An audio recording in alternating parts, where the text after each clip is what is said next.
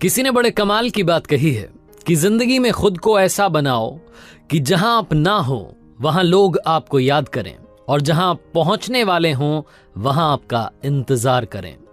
Hi guys, मेरा नाम है आरजे कार्तिक और आपके लिए एक छोटी सी कहानी। ये कहानी भगवान गौतम बुद्ध की।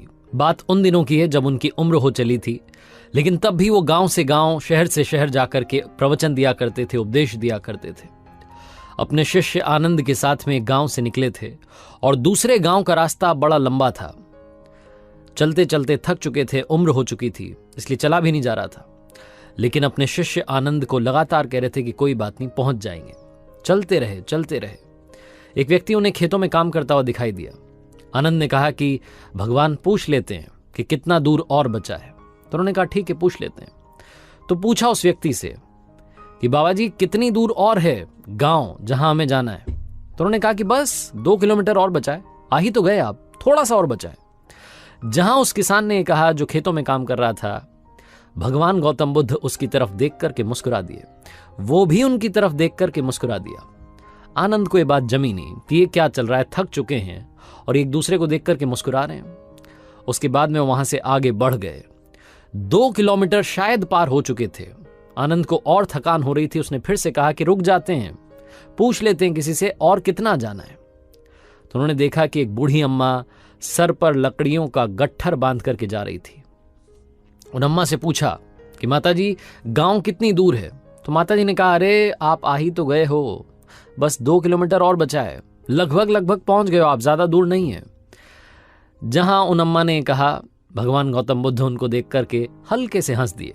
वो भी उनकी तरफ देख करके हंस दी। अब की बार आनंद को और बुरा लगा कि ये क्या चल रहा है।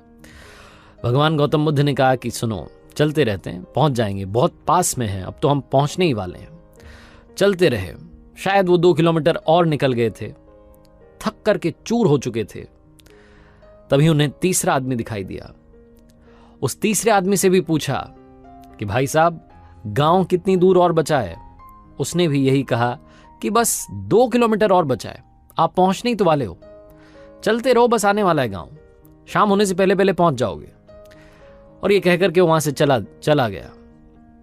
जब वो तीसरा व्यक्ति वहां से चला गया तो आनंद ने जो झोला उठाया हुआ था उसे जमीन पर पटक दिया और भगवान गौतम बुद्ध से कहा कि गुरुदेव माफी चाहता हूं। मुझे मालूम है आप कहते हैं कि उलूल जुलूल सवाल नहीं करने चाहिए, फालतू के सवालों से हमारी ऊर्जा जो है व्यर्थ होती है, लेकिन आज मैं आपसे पूछना चाहता हूं, आप ये क्या कर रहे हैं। पहला वाला दिखा तो उसे देख करके आप मुस्कुरा दिए, दूसरी वाली जो अम्मा थी उनको देख करके आप हंस दिए। हर कोई हमसे कह रहा है कि 2 किलोमीटर 2 किलोमीटर, वो गांव आने का नाम नहीं ले रहा है। आप ये क्या कर रहे हैं, मुझे इसका उत्तर दीजिए, मुझे जानना है और मुझसे अब चला नहीं जा रहा है। भगवान गौतम बुद्ध ने कहा कि शांत हो जाओ आनंद, मुझे मालूम है कि गांव अगले 2 किलोमीटर के बाद में भी नहीं आएगा। तुम्हें शायद याद नहीं, लेकिन मैं इस जगह पर पहले भी आया हूं और यह गांव 20 किलोमीटर है। जब पहले वाले व्यक्ति ने, जो खेत में किसान काम कर रहा था, उसने मैं बताया था कि 2 किलोमीटर बचा है, तब भी मैंने कुछ नहीं कहा।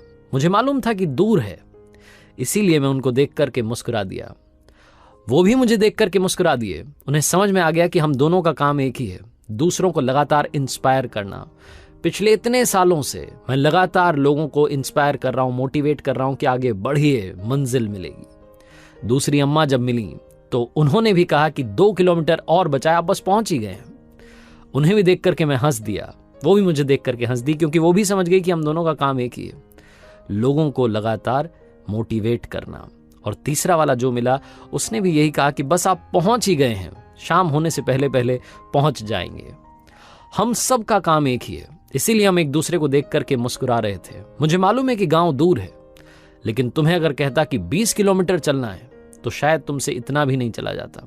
इन 3 लोगों ने हमें 2 करके 6 किलोमीटर तो पार करवा दिए। 6 किलोमीटर की जर्नी तो हमने इन्हीं के भरोसे पार कर ली। मुझे मालूम है तुम थक चुके हो। ये बड़ा सा पेड़ है, इसके नीचे आराम करते हैं, आज की रात यहीं बिताते हैं, कल सुबह फिर से चलेंगे, चिंता मत करो। लेकिन दुनिया में याद रखना, दूसरों को लगातार मोटिवेट करना मत भूलना। कहानी बहुत छोटी है, लेकिन असल जिंदगी में भी हमारे आसपास ऐसे लोग होते हैं जो हमें इंस्पायर करते चलते हैं, मोटिवेट करते चलते हैं। कुछ ऐसे लोग भी होते हैं जो हमें डीमोटिवेट करते हैं।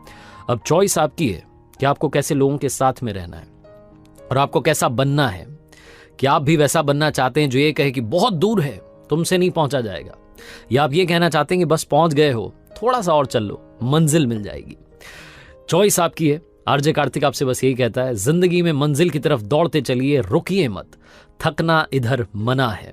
कर दिखाओ कुछ ऐसा कि दुनिया करना चाहे आपके जैसा।